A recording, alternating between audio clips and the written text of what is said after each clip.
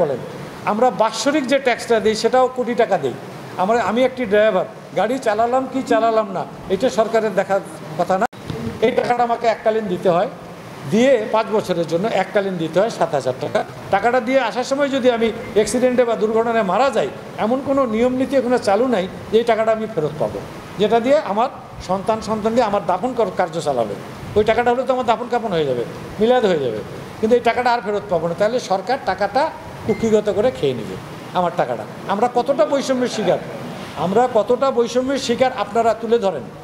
আমাদেরকে যে বাৎসরিক ট্যাক্স নেয়, দৈনিক ট্যাক্স নেয়, আমরা রোডে চলতে গেলেই ট্যাক্স দিয়ে চলি, তাহলে আমরা কি বাংলাদেশের নাগরিক না? আমাদের এই যে ছোট ছোট মালিকরা কি তারা বাংলাদেশের নাগরিক না? তারা গাড়ি কিনছে তো লাভের আশায়, সংসার চালার আশায়। সেখানে লাভের যদি সিংহভাগই যদি মাস্তান, গুন্ডা, বদমাশ, বিভিন্ন ধরনের দুষ্কৃতিকারীকে দিতে হয়, তাহলে এই পেশায় আমরা থাকবো কেন বলেন? যদি আজকে আমরা সমস্ত শ্রমিক যদি স্বেচ্ছায় পেশা ত্যাগ করি, তাহলে আপনি তো এক জায়গা থেকে আরেক জায়গায় স্থানান্তর হতে পারবেন না।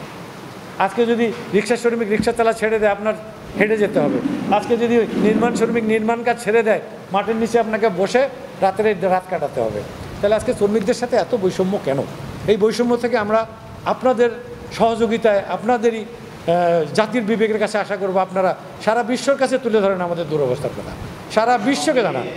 এই যে আলটিমেটামটা দিয়েছিলাম, এর থেকেও আরও ভয়াবহ আলটিমেটাম দেব, এবং আমরা আরও ভয়াবহ আন্দোলনের দিকে যাব। এবং আপনাদের জানা আছে যে শ্রমিক আন্দোলনগুলো কীরূপ হয়, তা আমরা সেই পর্যায়ে চলে যাব। কেন্দ্রীয় বাস টার্মিনালে অবৈধ কমিটির সকল প্রকার কার্যক্রম বন্ধ করার লক্ষ্যে আমরা সকাল 11 ঘটিকায় সাধারণ শ্রমিকদের নিয়ে একটি আলোচনা সভা অনুষ্ঠিত হয়। 6 দফা দাবিতে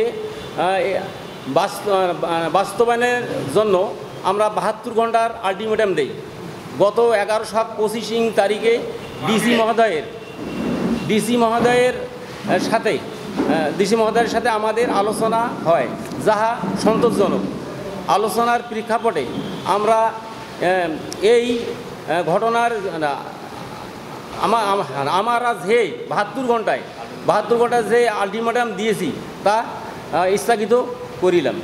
মানে আমাদের সাধারণ সভার মাধ্যমে আহ্বায়ক কমিটি গঠন, নির্বাচন কমিটি গঠন, এবং ওই যারা জুলুমবাজ, যারা এখন দখল করেছে, সেই দখলমুক্ত 1 নম্বর দখলমুক্ত করতে হবে। তারা অবৈধভাবে এখন কার্ড দিচ্ছে, সে কার্ড তাদের দেওয়া বন্ধ করতে হবে। দ্বিতীয়ত, আমাদের সাধারণ সভার মাধ্যমে একটি নির্বাচন কমিটি এবং একটা আহ্বায়ক কমিটি গঠন করতে হবে। আর যে অবৈধভাবে যেখানে চাঁদাগুলো এগুলো তোলা যাবে না, এতটুকু আমাদের এই দাবিগুলো আমাদের। পরবর্তীতে আমরা হয়তো কঠিন আন্দোলনে যাব, যে আন্দোলনের জন্য হয়তো গাড়ি ঘোড়া সব বন্ধ হইতে পারে।